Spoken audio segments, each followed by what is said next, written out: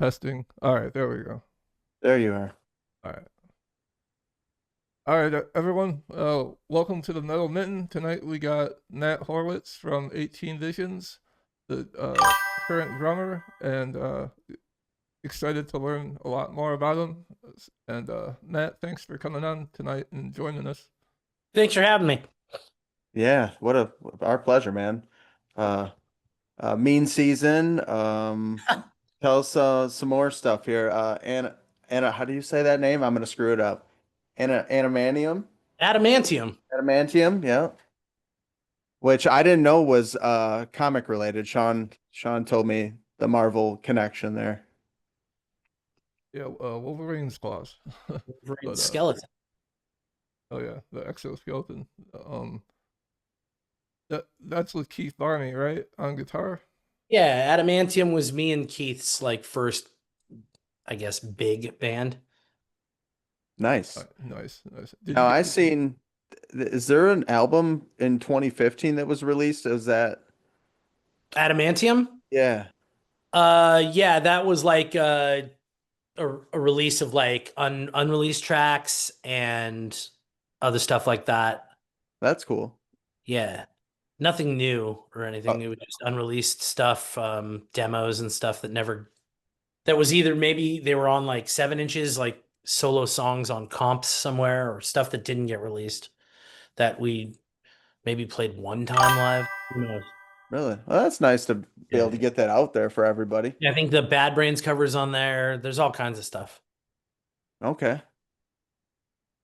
So I think other than for me knowing like 18 Visions but I didn't realize like I had seen an interview with James talking about like how close you've been to the band before you were, playing in the band, right? Yeah. Yeah, I knew everybody except Josh. Okay. Yeah, we all kind of grew up in the same scene. That's So cool. 18 Visions, Adamantium, Death by Stereo, um, like that's just the way it was.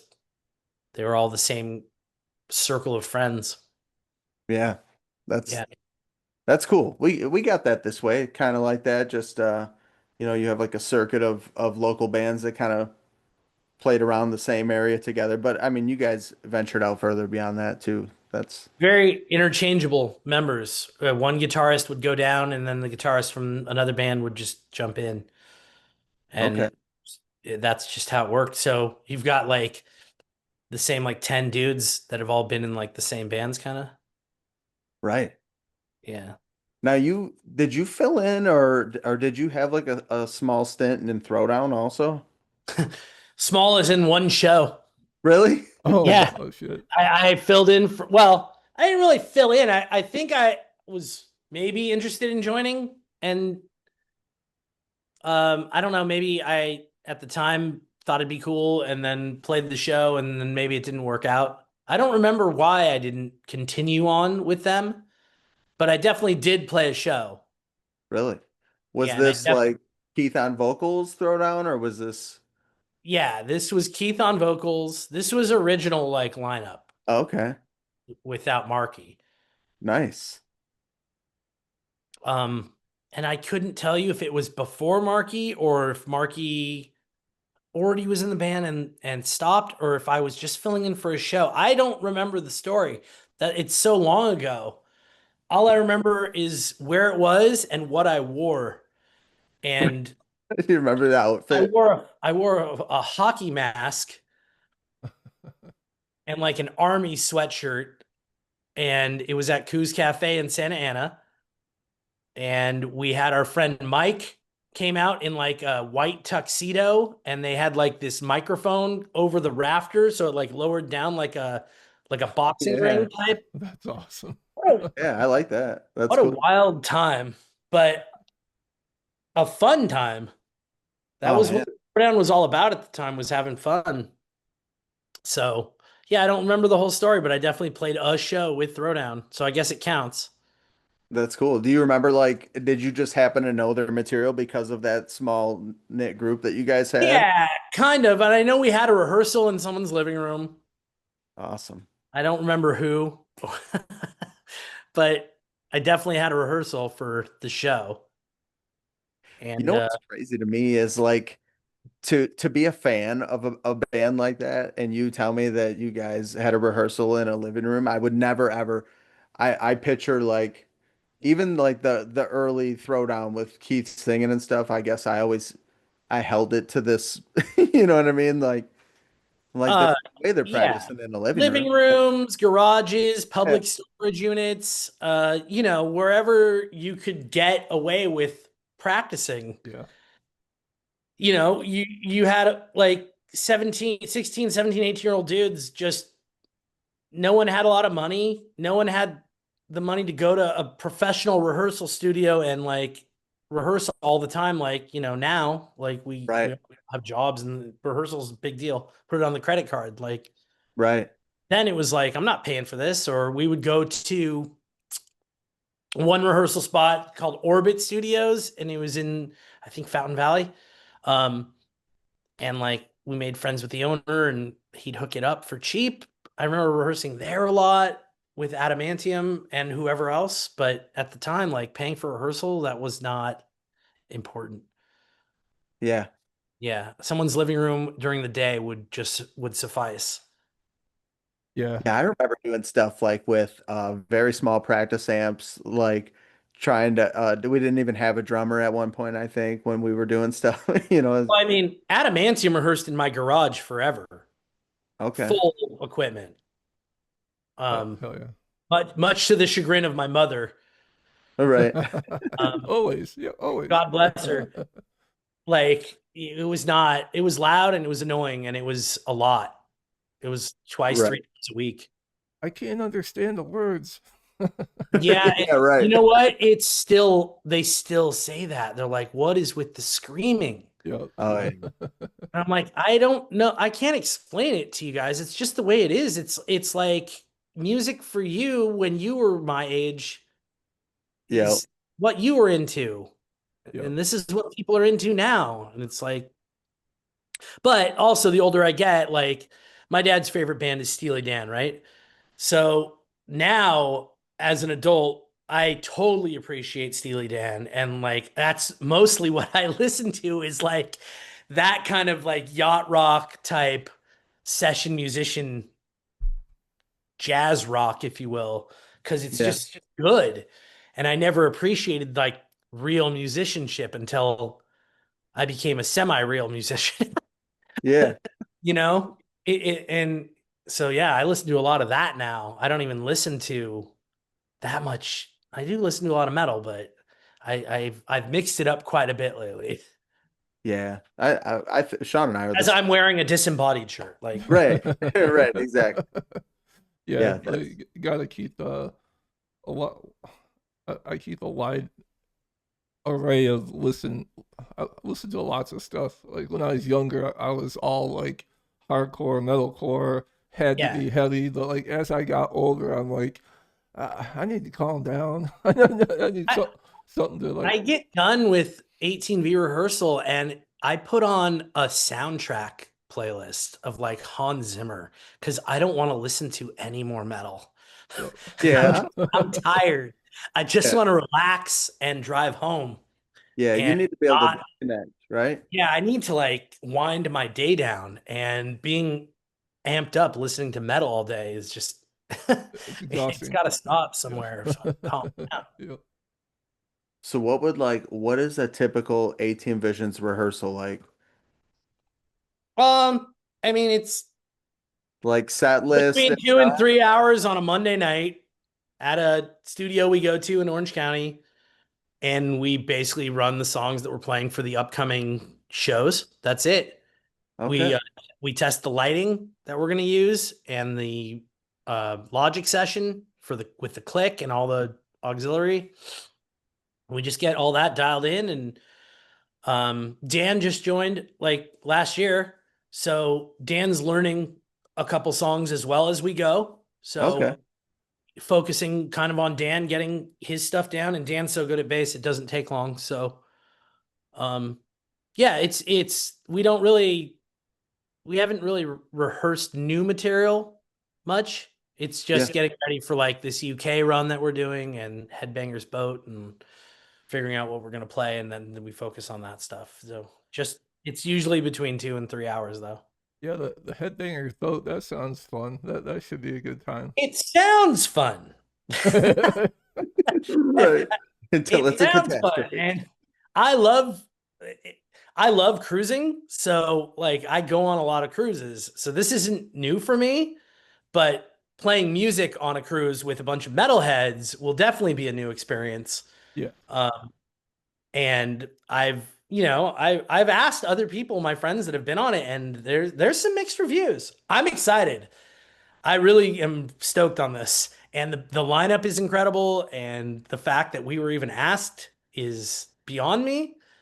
That's great. So You guys super deserve stoked, it. that I'm playing a cruise ship with Lamb of God. Like, what world are we living in here? That's Yeah, so awesome. So yeah, I'm stoked. And like Keith has never been on a cruise, so this is a whole new thing for him. right. Uh, so we'll see. We'll see. Well, I think you're going into it with the right attitude. You seem like you're manifesting positivity here, so I we'll mean, s- how bad right? could it be, Can't be dude? bad, This is right? your job. You're getting paid to play on a cruise ship with other cool metal bands. I mean, Uh, sign me up. Do you know like where you're going to be on the Yeah, so we fly to Miami. We have a gig in Miami the night before. And then we sail out of Miami to Cozumel in Mexico and Yeah. then sail back. It's only one port, it's 5 days. Okay. And we play three like 1 hour sets. And there's like a meet and greet autograph session, and like there's all kinds of cool stuff going on, trivia, and you That's know, really cool. what I think one of the hosts is like Rick from Singer's Hall.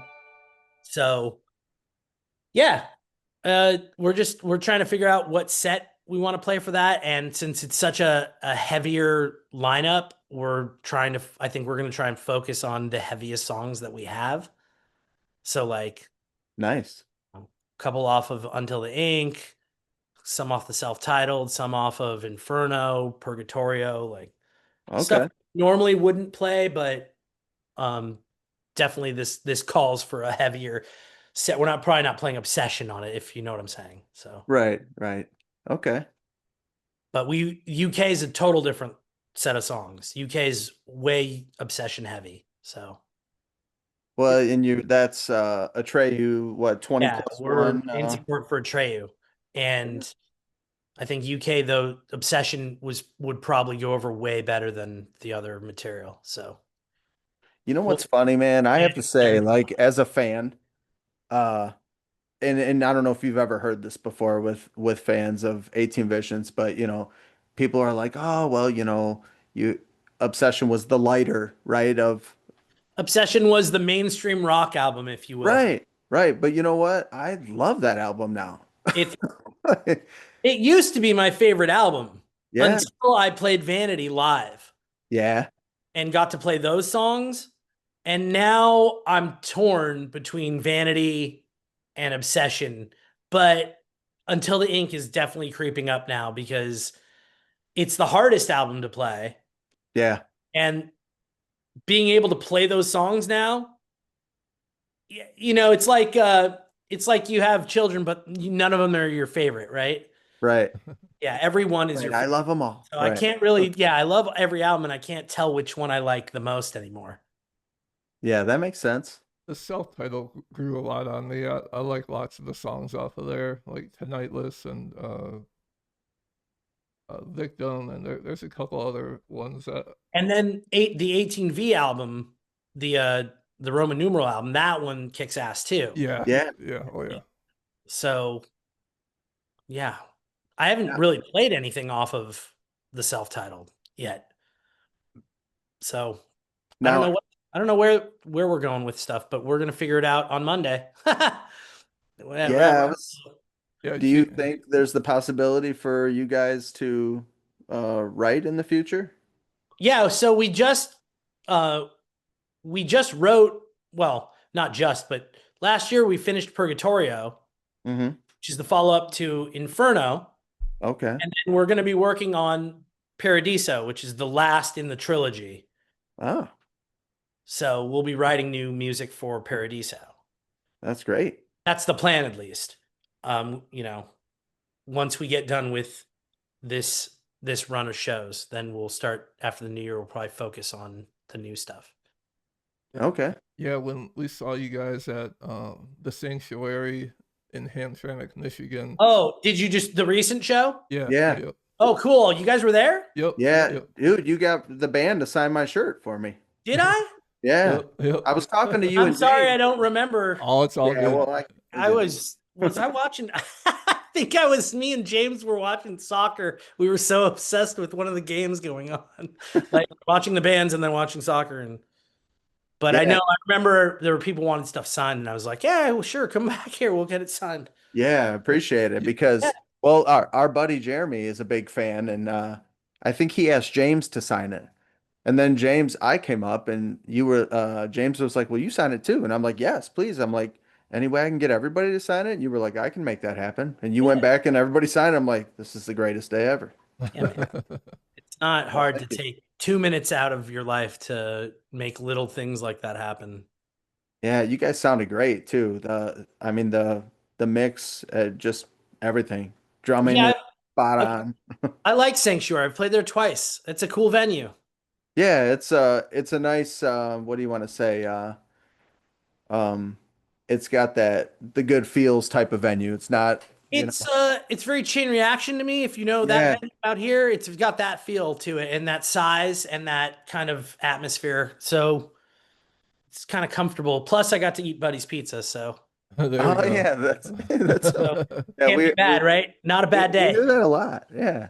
I thought that there was a rumor Buddy's was closing too. That I don't know if that's true or not. I'm not trying to scare you for your next I hope not. Detroit visit, It but was awesome, and we had just had Pequods in Chicago the night before, so really, and yeah, it was it stiff holds up. competition. We eat like trash people when we're on tour, so. Yeah, I used to work right down the street from the Buddies, and yeah, that was our spot to go whenever we wanted to eat unhealthy food. Yeah, it was great. I really enjoyed it. I don't know if you get time like typically, but if you're ever able to just venture around Detroit, there's a ton of great spots to eat in the city. I've been to Detroit a few times and I love staying in Greektown. Oh yeah. Oh yeah, yep. Um, I'm a big college football fan, so I got to go there on the way to Ann Arbor, Oh nice.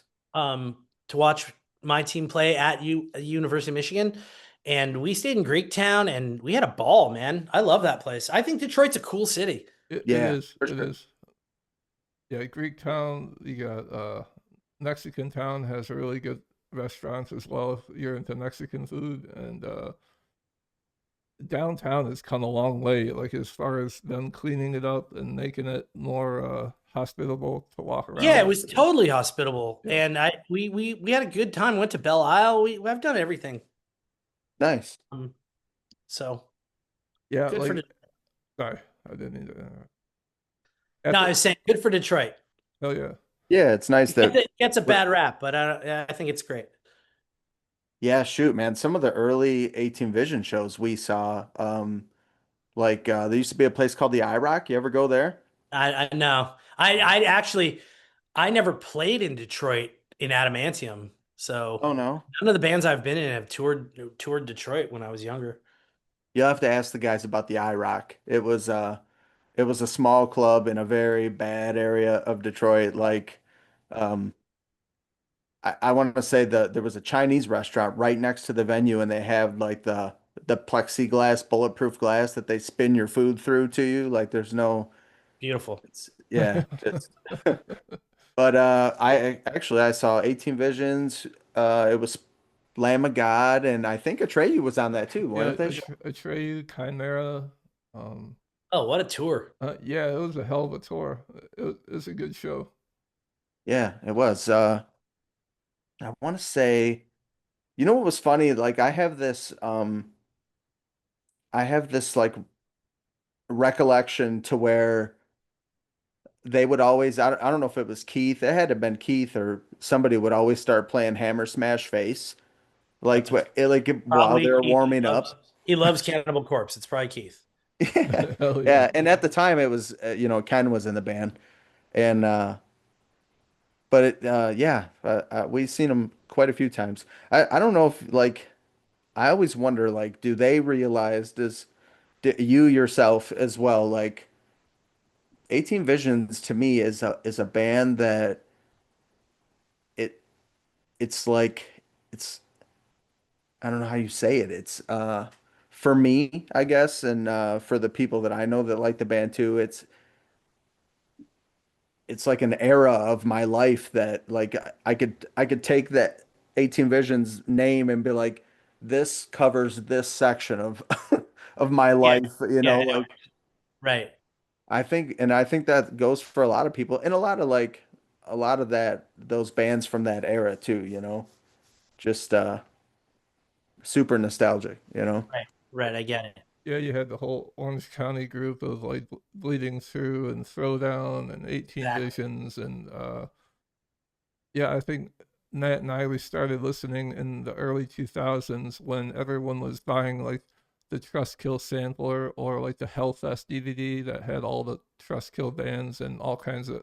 That's a hell of a DVD. I wish it was with today's production, but still for back then, like I got hyped as hell watching that DVD because at the time we were listening to bands like Slipknot and Mudvayne, and we had no idea about like that type of sound that was out there, and it was Yeah. an eye-opening experience.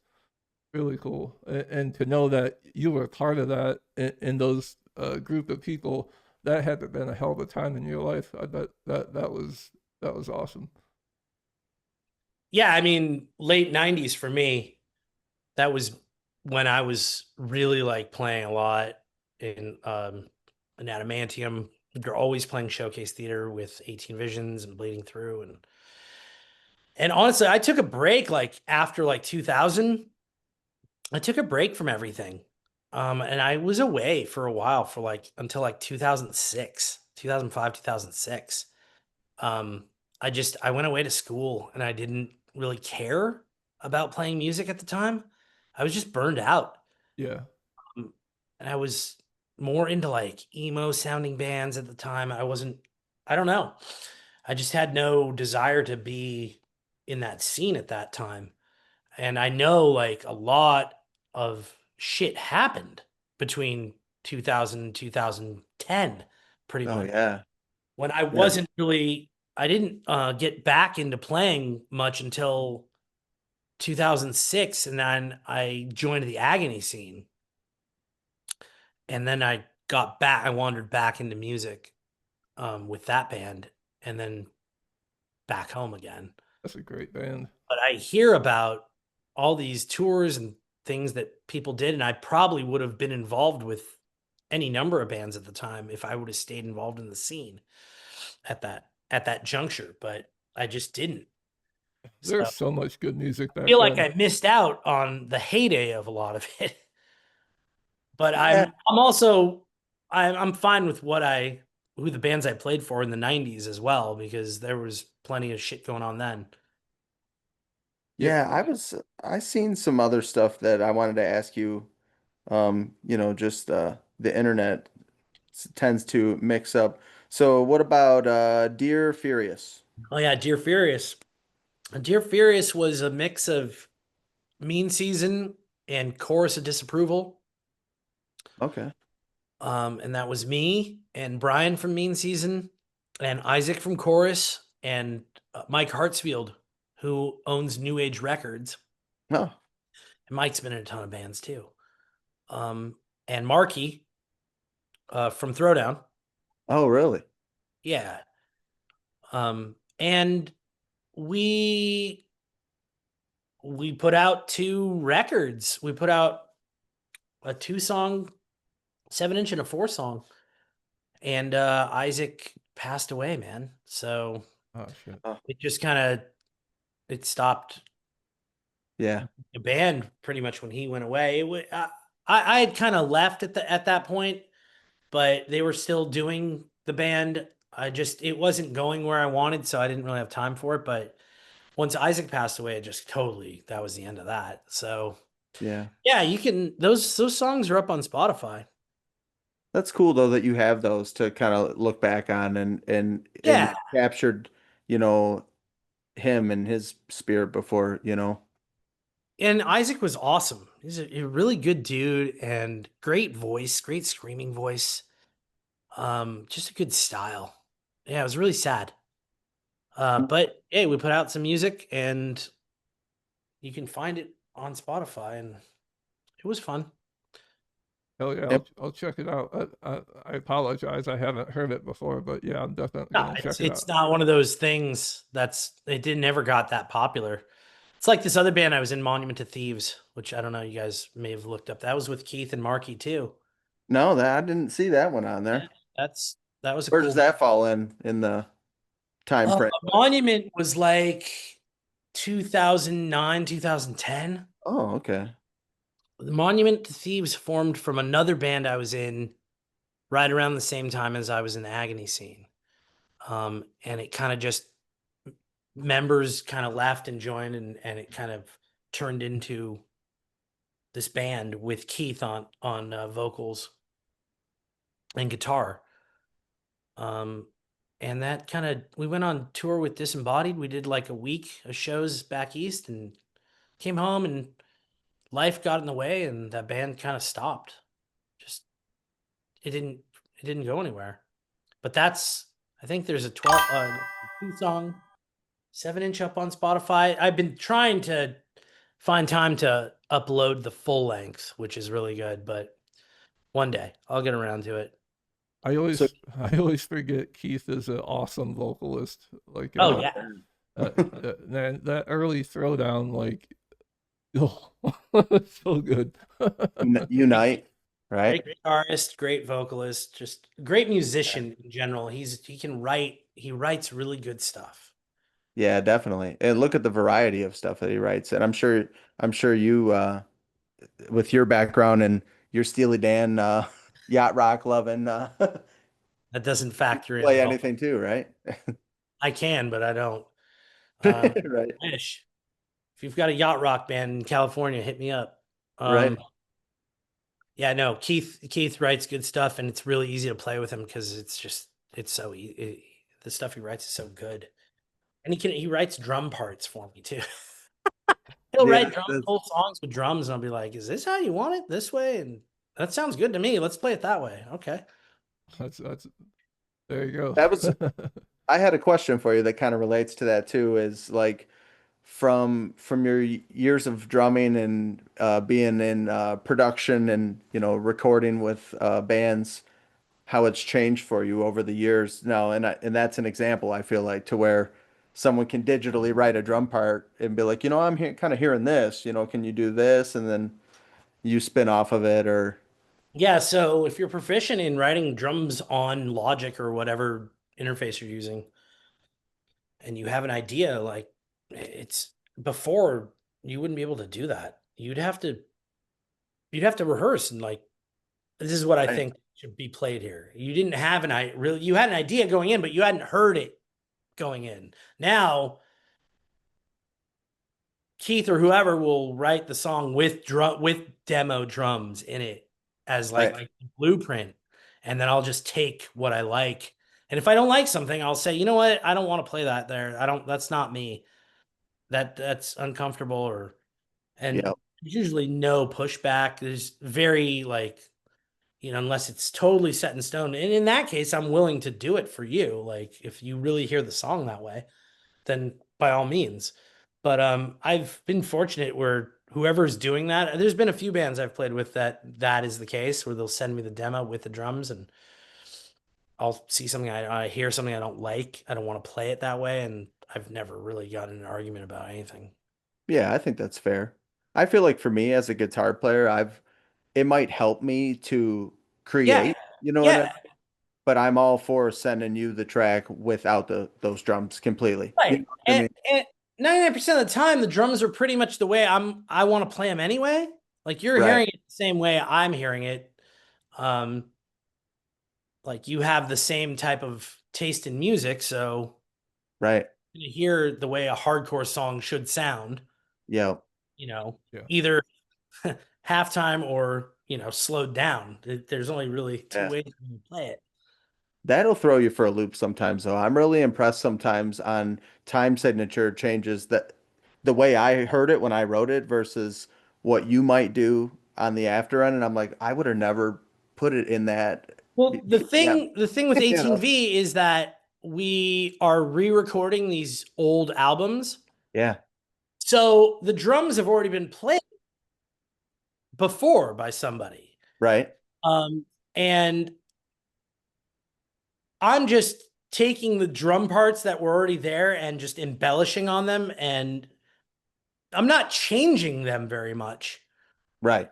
But now you can, not the old recordings of the 18, like the old recording of Until the Ink. It's not a great recording, obviously. I mean, you can hear it, and that's just the way it was. Yeah. But now it's so crisp and clear, and you can hear the drums Yeah.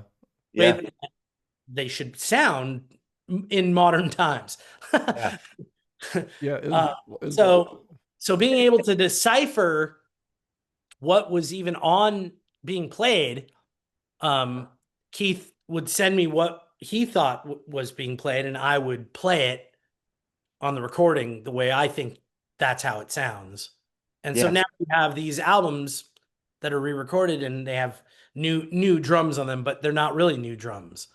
Right. It's new drums to an old idea. Right. Maybe like It's like a cover. It's like covering Right. that song. Yeah. Even though I played them myself. So, Right. Well, it but sounds great. yeah, it's interesting. I didn't have to come up with the drum parts necessarily. I just had to fix them. So have you got to do all of those re-recordings? Yeah, so I've done I did Obsession, Yeah.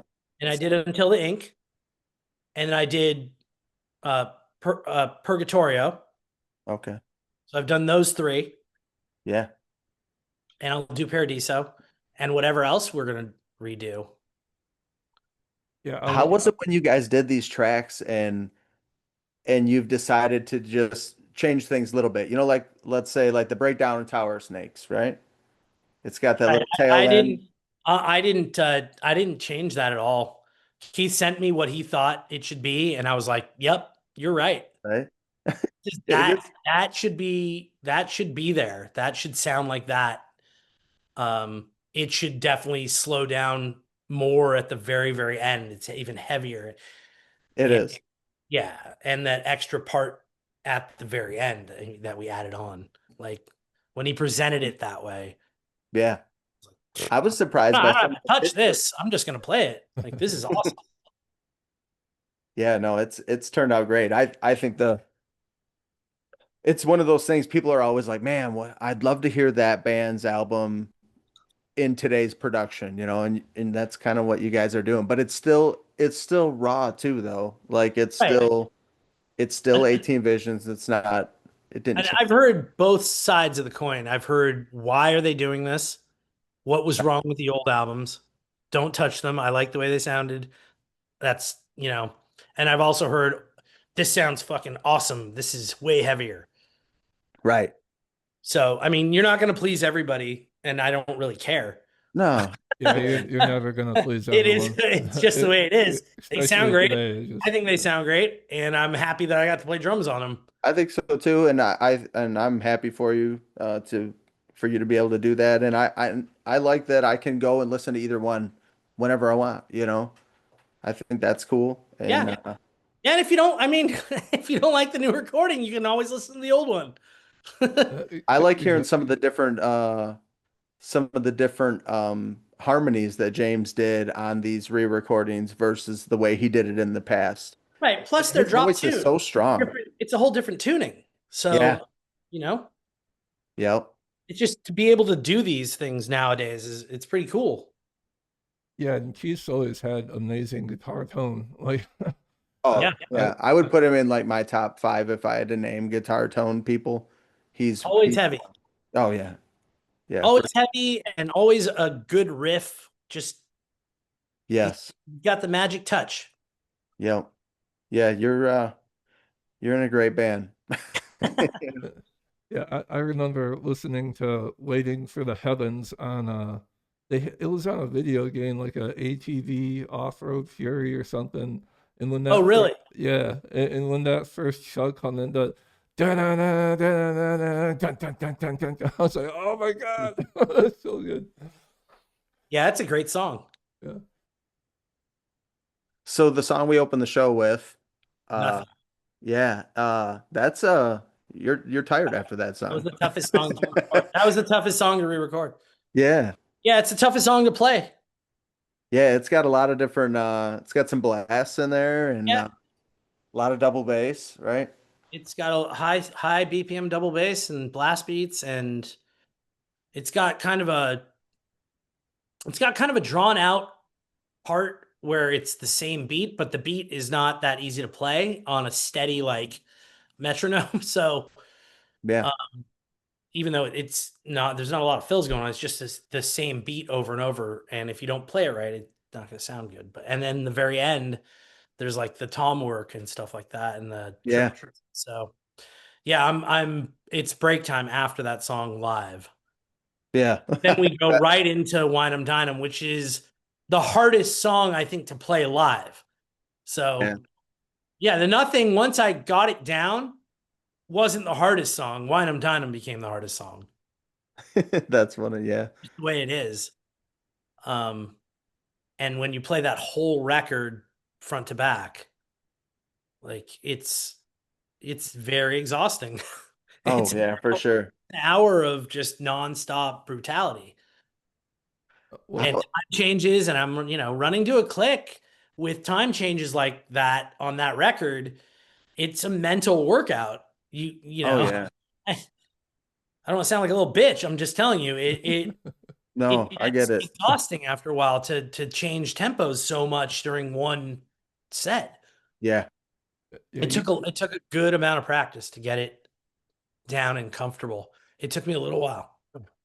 yeah, you got Whereas, like, yeah, I make the comment like, "Hey, we're not an obsession anymore, Toto," like because it's such a different tour. Yeah. Obsession is just like now you play it in my sleep because the songs are just rock songs technically. Besides Tower, Yeah. uh, but it's nothing compared to playing Until the Ink. Yeah, it's heavy. Yeah, it's like I said, I think overall it sounds great. James sounds great. Uh you sound great. Everybody sounds great. yeah. And as far as you talking about what's your bassist name? I'm sorry, I forgot. Ian Smith, Yeah, so I there was no errors heard when we watched you guys play, so I'll let him know. yeah, Yeah, tell me he's and got it. Yeah, when money, we left the show, money like, man. I'm sorry. Well, when we left the show, Nat and I and our friend Jeremy were all looking at each other, and like, honestly, I think that's the best I've ever heard Gene sound. Like Oh, he is sounding phenomenal. yeah. I Yeah. mean, James is a pro. That guy Yeah. took vocal lessons. That guy warms up properly. Like this is not a joke to him. He just doesn't get on stage and cold cold open it. He Right. really takes it seriously, and you can hear it. Yeah. Oh yeah. Yeah. There's Matt, are you all straight edge in the band? I'm not straight edge. Okay, I thought I read something that everybody was at one point, but I didn't know. I was, yeah, I was straight edge at one point. Okay. Yeah, Um, I've went back I and have forth. been straight edge for years. I mean, I'm not. Right. I do not drink or do anything when I'm with the guys on tour. Right. Absolutely not. Just out of respect for them and out of respect for Edge in general. Like, Yeah. That do I makes wish I was still Edge? Sure. Like, it's healthy. yeah. Uh, just I at one point I had a drink and I didn't really care, Oh yeah. and I'll have a glass of wine here and there. Yeah. I'll Nothing wrong with it. whatever, whenever the occasion suits, but definitely do not like I do not drink heavily at all anymore. When I was younger, I was a little bit of a partier, but I think we all maybe did, right? I really feel better not drinking. So, Yeah. I mean, I smoked cigarettes at one point. That's disgusting. Like, I don't want to do that anymore. It's gross. Isn't it crazy? You don't even see Not people healthy. smoking cigarettes anymore. I don't see anybody smoking cigarettes rarely nowadays. I So, mean, it's the vape, you know? whatever it is, but I never yeah, so I'm not edge, but I try. I mean, I am edge when I'm out with the guys. Like, Yeah, I get it. And I completely support Edge or I support if people want to have a drink too, I've done my just like you. Sometimes I have and sometimes I don't and I won't be drinking on the cruise. Right. I don't need to. I was telling Sean, I don't know if this is a true story. You'll have to ask James sometimes, but I swear I remember being at an 18 Vision show one time and someone flicked a cigarette at James Oh boy. and James beat the shit out of the guy.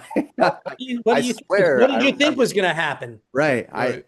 I Right. want to say it was Harpo's in Detroit, but you'll have to ask him and see if That it, sounds about right. yeah, it was just What do you completely out of like for no reason at all. You know what I mean? He was what do you attacked, think? you Yeah, Good. know? we get some Wish I was interesting there to see it. characters. Yeah, and that's what makes me it had to happen because how could I just like come up with some crazy unless I like saw it on an interview or something, but I swear I saw it. So, but yeah, I remember being like, "Oh my God." And James has always been in like a immaculate shape. So like at the time I was like, he is gonna hurt somebody. You know what I mean? Yeah, yeah. You don't want to fuck with James, dude. No. No. If you don't know him, I mean, if you know Yeah. him, he's the best dude ever. But Yeah. Well, just like anybody, you know, I mean, you treat I, people with respect and that obviously if that's what happened, that guy did not. You not know. this one. And I agree with you, you know, it's like you what do you want to say? You feel the room out. You know what I mean? I'm Yeah, not gonna be pounding drinks down and in a situation to where people aren't, you know? no, I don't. It's not important to me. No, for sure. It's important to play a good show and like have fun with my friends, Yeah. uh, and not be Absolutely. that guy. Yep. So let's talk about your kid a little bit. What are you playing nowadays? Uh, my main endorsed kit is Masters of Maple. Okay. I've been with them since I was in Agony Scene, so 2007. Oh, nice. Um, and I play Peisty through that endorsement. It just they're kind of a part. They have a partnership, so I can go through Peisty for my symbols. I never got a stick endorsement or anything. I I've I've just been playing Pro Marks forever, and I've recently switched over to Woodies.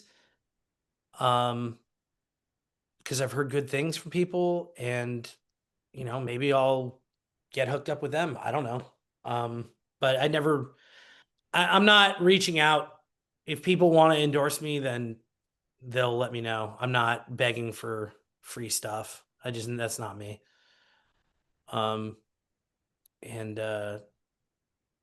that's what I'm playing. I play that, and I have 4 kits. So I play the Masters kit for like all the metal stuff.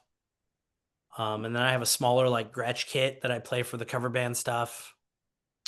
And then I have a middle range like a Premiere kit that I played in Adamantium that I saved it just for sentimental reasons.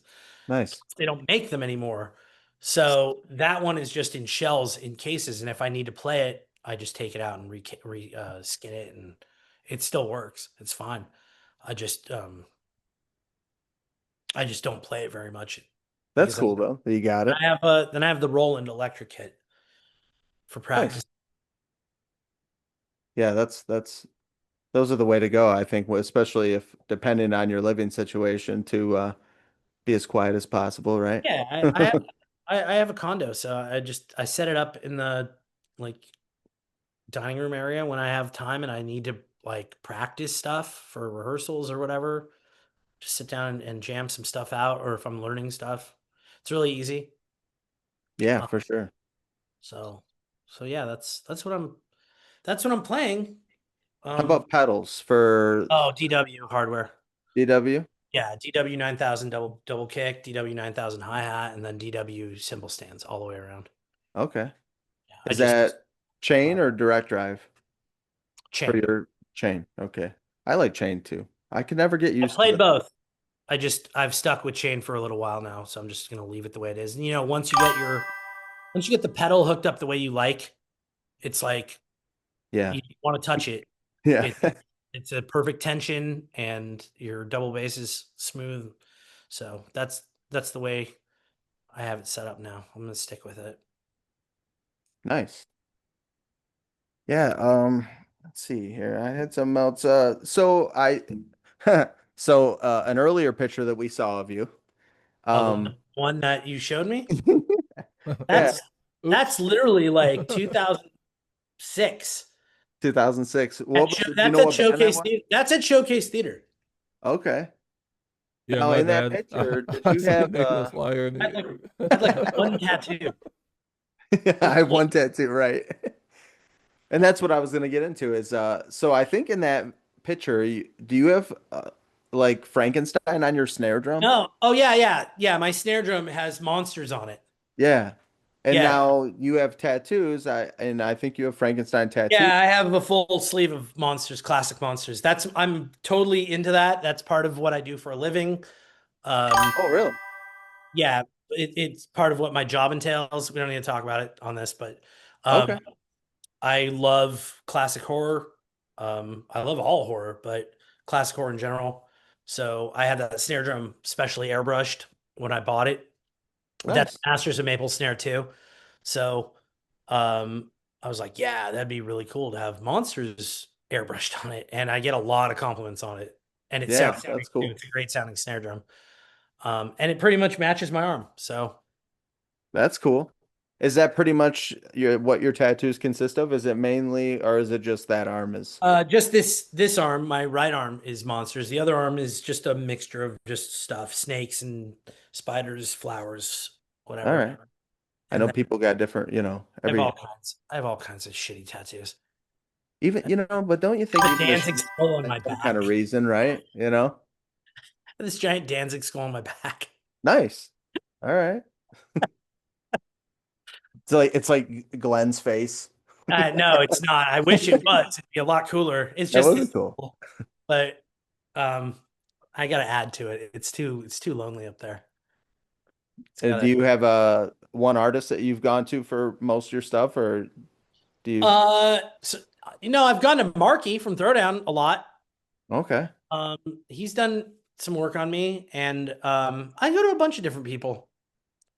Yeah, I there's don't really have one a lot of good set artists out person, except the guy did this arm, my monster arm. He's outstanding. Um it's just a great tattoo. It took a long time to do. there. Oh, I bet. It took like 6 months. Really? Yeah, like every 2 weeks, like 10-hour sessions at a time. Holy shit. Oh man. Yeah. Yeah. But it was worth it, worth every penny. Did you get the numbing gel? I'll I'm kidding. tell you something though.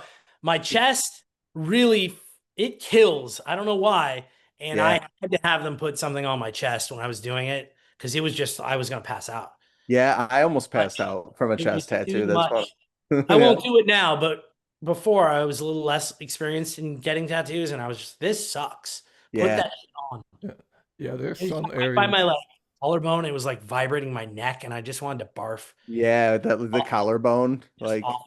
I had one on the back of Yeah. my leg, and it was like my whole body was like shaking. No Yeah. shame. It is what it is. Some people, the pain tolerance isn't very high, and that's what it is. But yeah, fuck that. Yeah, you have those hot spots, I think, that are just Tops of my feet hurt a lot. yeah, I can picture that across like your tendons or, Yeah, right on the bone. Just not fun. no. But hey, that's the game. So, let's see. I wanted to ask you about well, you said you do dabble in production for yourself. You said you were running some software, I thought earlier we were talking about. Uh, well, for 18V, Keith runs the tracks Okay. where I have in-ears going. So I'll run the Okay. in-ears for the set, and I'll run the click and the tracks in my ears, and I just control what we're doing. Everything, the lights are timed up to the click so that everything's syncopated. For the cover bands that I do, I build tracks for those. Okay. Because some of the bands don't have keyboardists, and a lot of 80s new wave and stuff like that has a lot of auxiliary Yeah. instrumentation. So I'll buy the tracks online, and then I'll edit them myself with clicks, and I'll set them up the way I need them live. And Oh, they that's cool. I They didn't even know sound you could like do the that. real tracks. So I've been doing Nice. that a long time. What's like one song from your 80s projects that's like, I love playing this song? Oh, I love playing Enjoy the Silence, Depeche Mode. Oh, really? Oh, Yeah. And dude, I I'm that's a a love good Depeche playing Mode song. man. I love playing Everybody Wants to Rule the World by Tears for Fears. I love both those songs to play. They're Yeah. so fun. Yeah. I'm into that whole genre of I love Depeche Mode stuff. Uh Oh, outstanding, man. yeah. Simple Minds, any of that stuff. I like all that stuff. All that stuff. The Cars, Yeah.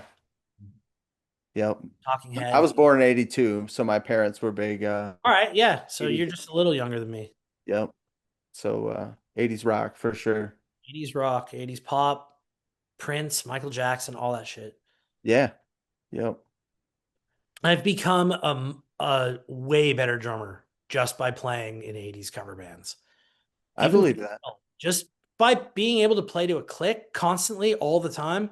Now, when I don't play to a click, I am way too fast. It's Right? very strange how I have to rein myself in when I'm not wearing a click live. Oh yeah. Yeah, Yeah. like I remember flying through songs. so we weren't going to run a click for, like, we played For the Children out here, and we weren't going to run clicks for that because we didn't have to. We had Dan, it was going to be his first show, and at rehearsal everything was way too fucking fast, Right. and I was like, Keith, we got to run tracks. This is too fast, and I can tell. So yeah, we ended up running tracks for it, and now I'm like, I don't not want to run tracks ever, please. Like, if even if you just have to run a click, not even with music, just, I don't Yeah. know. It gets away from me now. I think it makes sense too. I think it's obviously it's keeping everybody tight, but I think you have less chance for mistakes too. You know what I mean? Just because everybody's got their own timing in their head, and you know what I mean. Right. Even with you kind of leading the race there, you know. Right. And with stops and stuff, like, if I don't count for Keith, like, he might come in early or he might come in late. Like, Yeah, I really have to keep my hand on that hi-hat or my foot on the hi-hat all the time, yeah. which I don't mind. Like, it makes the set better. Oh But yeah. with the 80s bands, it is always to a click and always to a track. And so it's just second nature now. It's hard for me not to use it. I roadied for a wedding band one time for about a year, and I got to play Love Shack. I got to sit in on the drums and play that song, and I remember thinking like, oh, it's Love Shack, what a piece of cake, right? No. It was the hardest shit ever for me. I'm like, my gosh, why The is this count so? into the fill at the beginning alone will fuck you up. Yeah, yep, yeah. I And was then the stop with Tin Roof Rusted, you got to count that properly yep, to get back in. I know. I've yep, played it. Plus, yeah, usually I need to sing backups on it while I'm playing drums. So now we have another right, you know, layer to add to it. yeah. Because it doesn't sound right if you don't have multiple vocals going. Oh yeah, yeah. The B-52s were definitely Yeah. vocal driven, you know. So I know what you're talking about. I was gonna ask you something about so the on this Until the Ink Runs Out tour, can Yeah. you tell us anything about just some of the different venues and how the overall tour went for you guys and It went well. I mean, we played well. We were excited to get out and play those songs because a lot of them hadn't been played in years, if at all. yeah, I think, James said they maybe played a couple of those songs maybe one time ever. yeah, that's So, cool. like, let's see, where did we go? We went, oh, where's it? I'm looking at my phone at the dates. So we played what? Pittsburgh, at Preserving. I've played there before. That's a cool venue. Okay. That's like I don't think I've heard of that. they've got like a record store upstairs, and like it's like a hardcore like museum Oh, nice. type place. Um, That's a cool venue if you ever go to like Pittsburgh, New Kensington. Then we played the Hellfest like 25-year like DVD My anniversary. God, We played that in Syracuse. Oh wow. that had to been huge. Yeah, I mean it was pretty big. Yeah, Um, it wasn't like Hellfire was, but it was big. yeah. Um, and then we played what? Played Toronto. I never played Toronto ever. What's that like? It was cool. It was a very small venue. It was probably 100 cap, Okay. really tiny room, with like a high stage.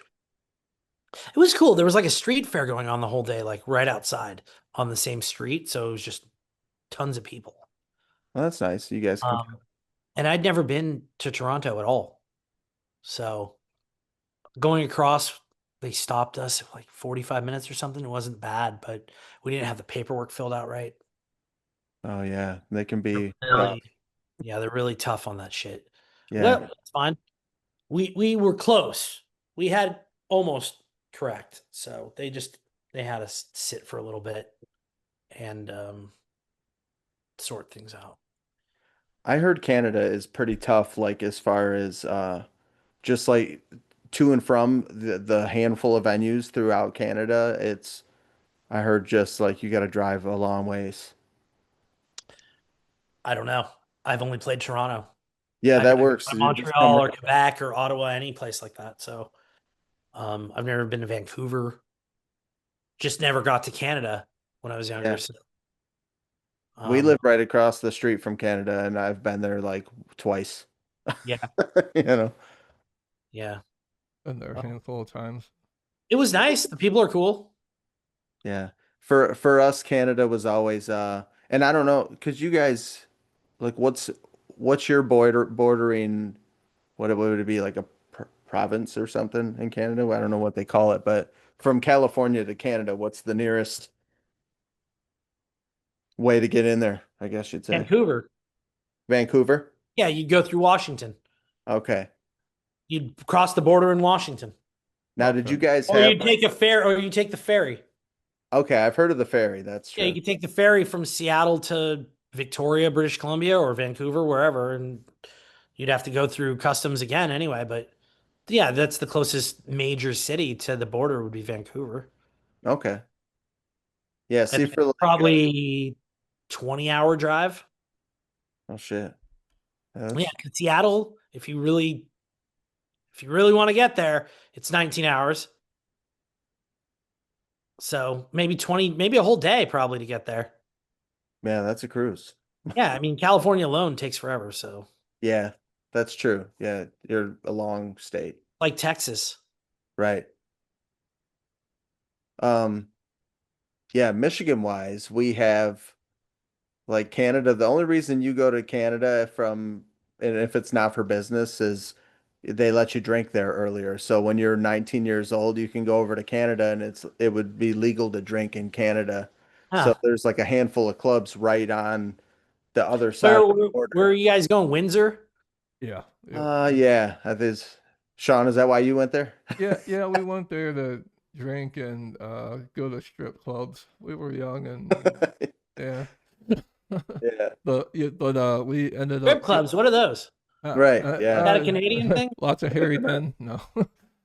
We actually got kicked out because our friend had a warrant for his arrest. So we had to go back to America and go through customs, and that whole night just was shot. But lots of people would usually go there because they had quite this selection of strip clubs. And like Matt was saying, you could drink when you're 19. Uh, Huh. and yeah. Well, I wasn't drinking at 19, so there goes that.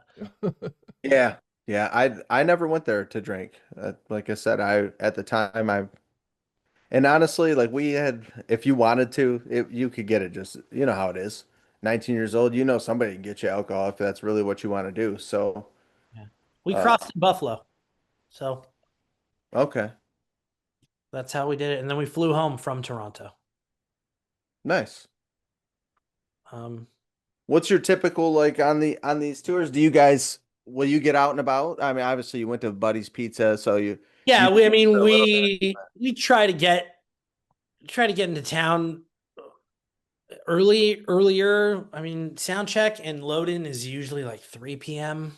for a lot of these places. So Yeah, then go eat or just wait till after the show. right. Usually if we're driving, we try to drive like halfway or at least an hour out of town after the show. And then it makes the drive the next day easier. Yeah, that makes sense. Kind of get And a we're start. usually Starbucks and we're gone. If there's a Waffle House, we might be tempted. Really? Yeah, we love it. We don't have them here, so Yeah, that's I remember counting them. Like you go from Michigan to Florida, and it was like every exit. Oh yeah. you don't have a Waffle House in California. So when we get out and about and we see one and it's we have time, then that's where we're Right, at. like we gotta go. Just got Cracker Barrel like a few years ago, so Oh, really? yeah. Yeah. We Yeah. just got Del Taco for the first Yeah, time. see, it's all you're gonna get In and Out probably soon too. Yeah. And that won't be special. So Yeah, we don't don't Michigan abuse it. has a whole lot going on, man. What? Wait, you guys are in Detroit? What? Where are we at? Well, we're about 20 miles south of Detroit. Detroit. Yeah. Yeah. I'm a little further than Sean, so it takes me probably 35 minutes. So, so yeah, we're big Starbucks people. Oh Like yeah. 2 times a day, 3 times a day sometimes. All right. Coffee, or are you getting Coffee, coffee, I'm a big coffee drinker. I got a coffee. Starbucks like right around the corner, but I don't know. I don't typically my Drink kid coffee. goes there all the time. Coffee every day. I Yeah. would go there every day if it was closer, but the closest one to me is like 6 miles away, and I'll Too far. too far. Yep. That's too far. So yeah, yeah, and we try to stay in decent hotels as well, which is a totally different way of touring than Yeah, that's I was gonna there's say from what never sleeping on someone's couch. That never happens. right, We always have a hotel set up. We right. budget for it properly. And we don't really like we haven't been traveling with our own gear necessarily either. Everything's been backlined or borrowed from other bands. So we've been renting like decent minivans, comfortable minivans to travel in, Nice. or like bigger trucks, Suburbans or whatever. And yeah, it's just a much nicer way to travel and it's more enjoyable when you sleep properly and Oh yeah. you don't wake up because now like I'll injure myself sneezing. Right. Like I'll pull a muscle tying my shoe. Like you Same. think I'm gonna sleep on someone's floor at 46? That's not happening, dude. Yeah, right. And So luckily everyone in the band is like-minded about that, like having a decent place to stay after the gig. yeah, I And don't blame you there. yeah, and And now we tell me your first tour story and tell me how oh different. fuck man, adamantium in that van that the floor was almost non-existent. Right. Adamantium. Yeah, this was We're in the same clothes 5 days straight, probably. And yeah, I mean, I was the first tour I went on, I was 17. I didn't know any better. right.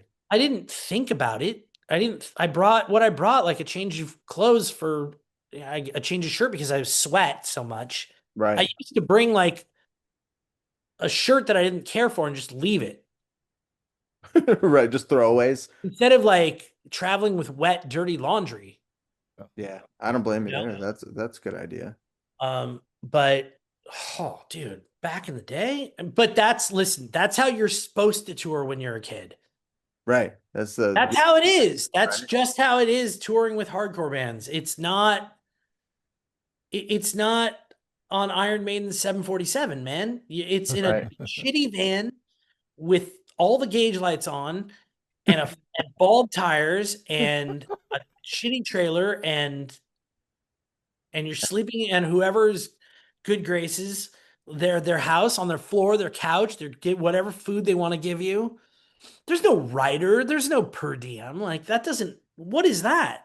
Right. Yeah. Now it's like, you know, how many stars does this restaurant have? Right.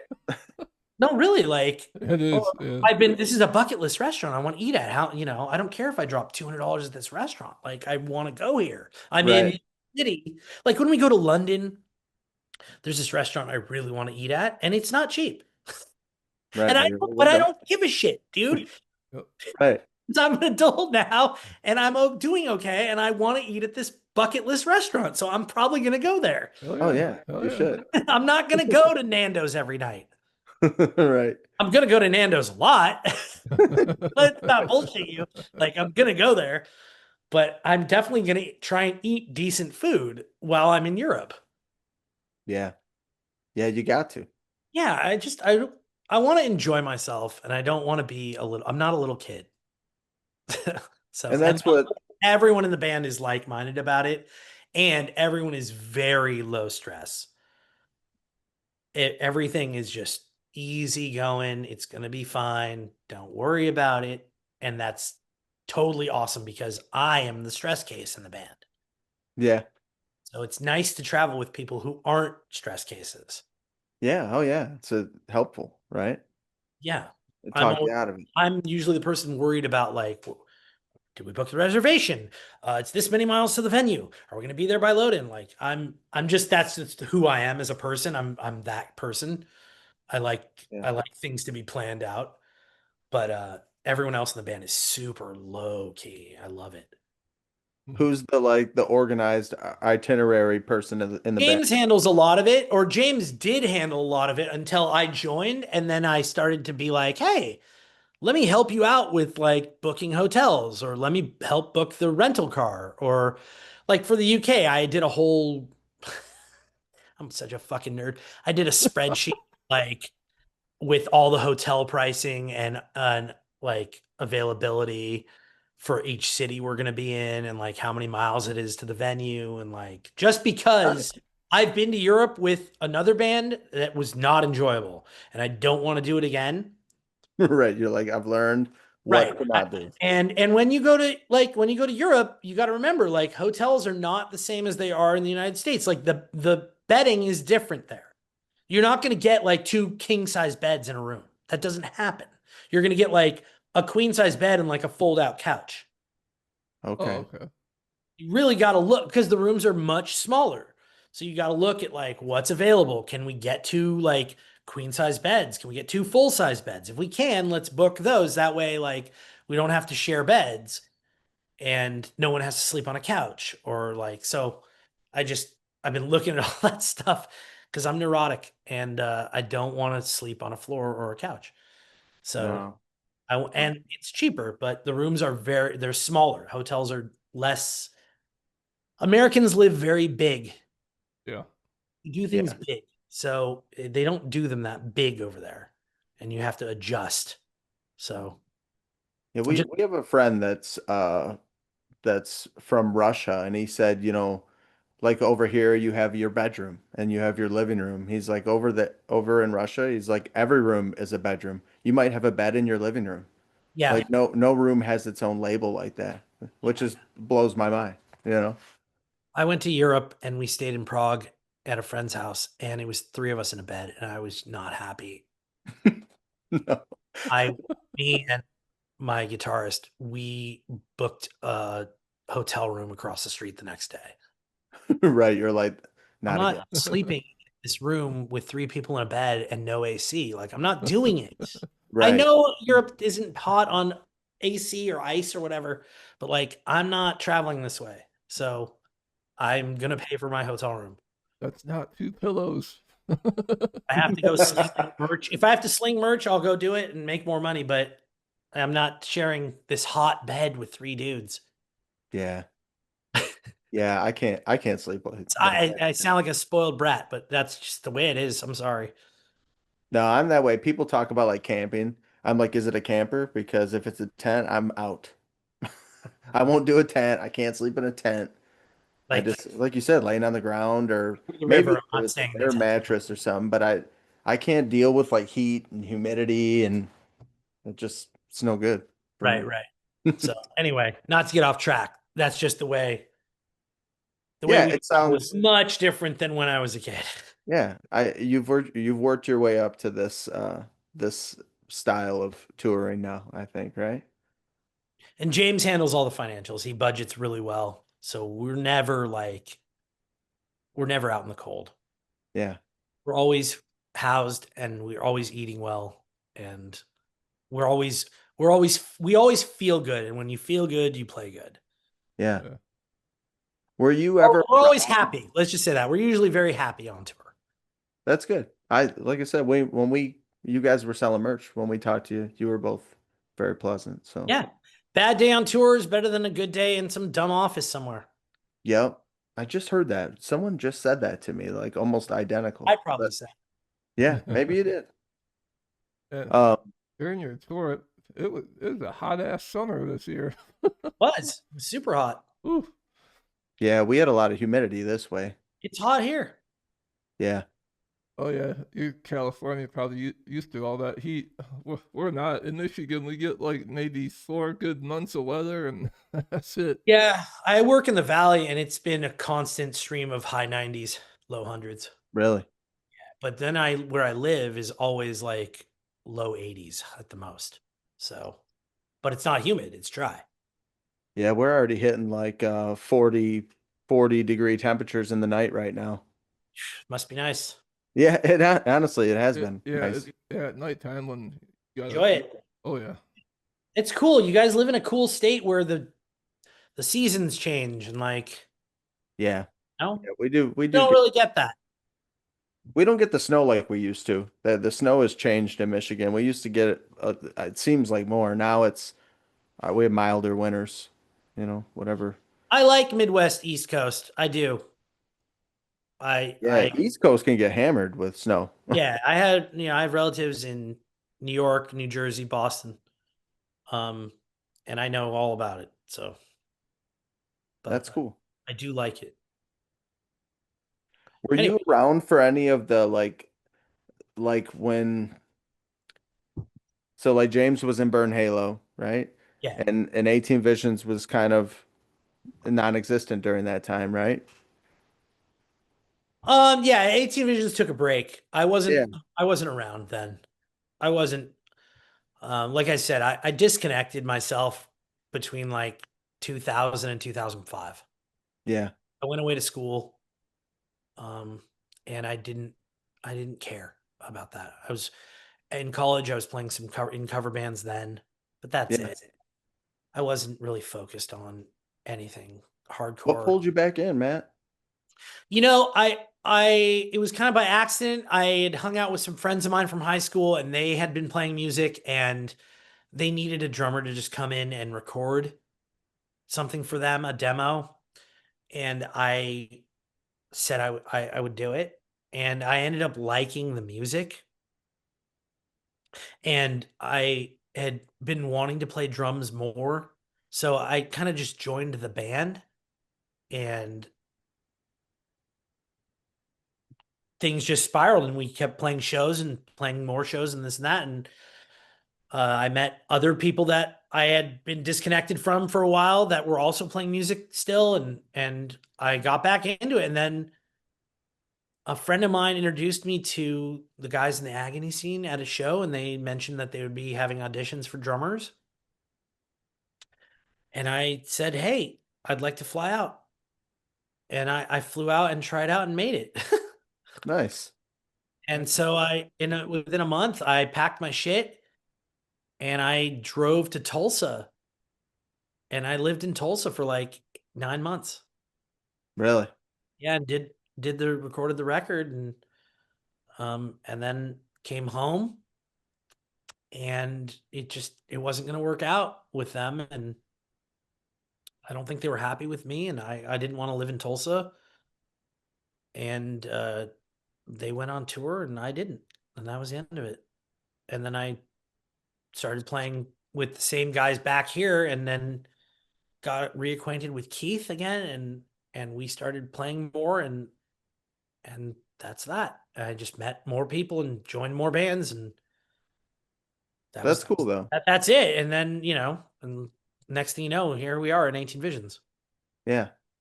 Yeah. I think it's cool that you were able to, put it aside and do what you felt you needed to do at the time, and you came back when it felt right too. So that it's not like it was never a chore to do what you were doing, It was, No. And I needed to get away. I needed to do something else in my life at the time. yeah. I just felt like I wasn't going to go anywhere. How And is the balance from your day-to-day work that you do with the band? Is it pretty oh, there's no feasible, or- crossover. I have a really great job, and I'm allowed the proper amount of time to take off and do what I need to do and Nice. work from the road as well. So Oh, that's cool. Yeah, that's I helpful. really need to. I can. Um, yeah, I'm very fortunate like that. It doesn't really cross over. The only hassle is really driving from LA to OC for rehearsals. That's really Yeah. the downside to any of it because Southern California traffic is just brutal. It can What kind take of you drive would that be? easily 2 hours Oh shit. to get from LA to Orange County for rehearsal. God Wow. damn. Okay. Yeah, at any time of day, really. So, Yeah, man. Let's see. I so was just looking at my list here. Some other things I want to ask you So, about. so what type of hobbies do you got? You like to play video games or anything like nope, that? nope, no video games. No. No, I'm into sports. I like college football. I'm a big Colorado Buffalo fan. Nice. Um, love hockey, love soccer, baseball, football, whatever. I'm into sports. I watch a lot and try to go to as many stadiums as I can when I'm on the road. Wasn't Uh, there some big college games on today? yeah, today's college football Saturday. Yeah, that's right. We played yesterday. Yeah. Um, and hobbies. I mean, man, I used to play a lot of darts, Yeah. Okay. like semi-pro, Oh, that's Really? awesome. tournament level. Um, but with darts, you're always playing at bars. And what do they do at bars? And Yep. I was not feeling that scene. So Yeah. um, I haven't played regular league darts in a long time, but that was a thing I was doing for a long time. No, man, my hobbies are playing music. I play in these cover bands almost every weekend. Yeah, I bet. So I go to work and then I play on the weekends. I go play and make more money. Hey, you can't beat that, You're doing what you love. Yeah, Sounds like you have a good career all the way around, yeah, yeah. and I'm doing okay. got a bunch of great people around you, right? Yeah, yeah. The band's all my good friends. So yeah. Unless you have other bands you want to ask about, I don't know. Yeah, I think we've covered. I mean, unless you can think of anything that I've skipped over here, but we talked about Dear Furious, right? And we talked about Dawn of Ashes, Fake Figures. Dawn of Ashes. Oof. Did we talk about Dawn of Ashes? Oh No. no, we didn't talk about that. We don't need to. Industrial. It says Dawn of Ashes, industrial I just did a record for. That was on Metal Blade. black metal. Yeah, no, well, yeah, that album was kind of black metal-y, like industrial metal. I don't know, man. It's a weird time. Yeah. Yeah, I met these guys and my one of my good friends, Dave, was in the band. They needed a drummer and they wanted me to record the record. So, I don't know. I rehearsed with them a few times and then I went and did the record. And I didn't stick around for the mix, which was a huge mistake. Because that record sounds like shit. Really. Yeah, I was not around for mixing or mastering. I wish I was because it sounds terrible. Oh no. I never played shows with them. The first tour they did was with Demu, though. I wish I would have been on that tour. Oh, really? Yeah, that would have been Yeah, that would have been awesome. I wasn't feeling the vibe in that group, and they all had costumes like Guar type, not cool. extravagant, but like they all wore like masks and shit live. I was Yeah. not. That's not my thing. It's hard enough for me to play without just being a normal person. I don't need to wear a mask. Well, if it was Yeah, bla- that's a lot. if it was black metal and a bad recording, people probably loved it. Oh Yeah, yeah. it sounded great. Yeah, to them it sounded great. Yeah. The drum parts are awesome, but yeah, just not. It wasn't my band. I just did a record for them. Okay. And it's out there. It's out there. You can get it on Spotify. All right. And then what? What was the other one you said? Fake Figures? Yeah. Yeah, Fake Figures is cool. It's radio rock. I haven't had time for it lately. They've had to use other drummers. That's with Travis from Atreyu. Oh, okay. Bob Bradley from Scars of Tomorrow. Oh, I remember Scars of Tomorrow. It's radio rock. It's good. It's charting. Like, it's not my main bread and butter. Right. I haven't had time for it. Once I joined 18V, I didn't have time for that much. So, yeah, occasionally I'll play, and I have played shows with them, but lately I haven't had time. Yeah, it sounds like you got a lot going on, man. It's You know? always. I'm doing Ducaw, this band Ducaw with Keith, Okay. and that's like math metal type. Oh, Really? sweet. Yeah, that's on Spotify. It's all on Spotify, man. What's the spelling on that? It's DUHKHA. Duhkha. Okay. I just want to put it in my shit. It's heavy and it's math metal. That's all I can say. It's really challenging to play. DUH. Oh, here it is right here. Okay, cool. Yeah, I'll have to check it out. Yeah, it looks like you guys did something 2024. You had an album? Yeah, it's not me though. I just Okay. they were Sweet. having drummer problems. They couldn't keep a drummer in the band, so like I'll do it. Sounds fun. Oh yeah, man. Play with Keith again? All right. Well, Right. Yeah, you've been in like every project Keith's had. Yeah. Well, all right, now I guess we're gonna wrap it up here. Anyone out Yeah, hey, there? thanks for being on, man. yeah, thanks for having me. Yeah, thank you so much. Really looking forward to future 18 Vision stuff and Yeah, we go to UK in end of September with Atreyu. yeah, it's gonna be big. That'll be fun. We're there like 10 days. And then at Halloween weekend, we go to Miami and go on that Headbangers boat. Awesome. And then in December, we do another run, West Coast run with Atreyu. Yeah, I seen that, like a handful of 6, 7 shows or something. I think 5 or 6 shows out here. Just on the West Coast. Nice. Well, we're looking forward to all of it, man, and props Absolutely. on these re-releases. I think everything's going the way it should be. You guys are Yeah, doing well. I'm glad you guys like them. That's nice to hear. Yeah. Yeah, keep up the good work, man, and Well, try. And if you can talk them into doing the best of record, that would be awesome. Re-recording the best of? Yeah. So we'd have to re-record Psychotic Thought. We'd have to re-record Motionless in White. And maybe some others. Yeah, I don't know, man. We'll see. We'll see what happens after Paradise.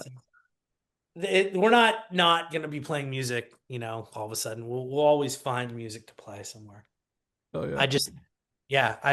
We're riding the wave as far as we can, and it seems like people are into it. So yes, yeah, glad to see. It's a dream come true to still be able to see 18 Visions. So the responses are great. People are into it.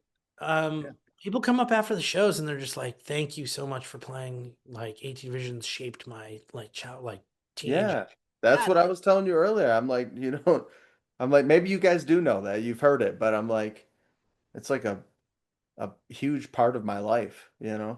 I hear that. I'm obviously I'm not an original member, but I see the way the guys react, and I'm like, that dude. Yeah. Well, and you were around though.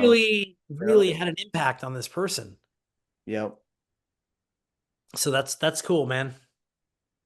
All right, Matt. Well, have a good night, and thanks for being on the show. And I'll see you guys around. Everybody out there, check out the Headbangers Boat and get your ticket. Right. Get your ticket now. Right. All right, everybody. Have a great night. Have a good one, Matt. See you guys.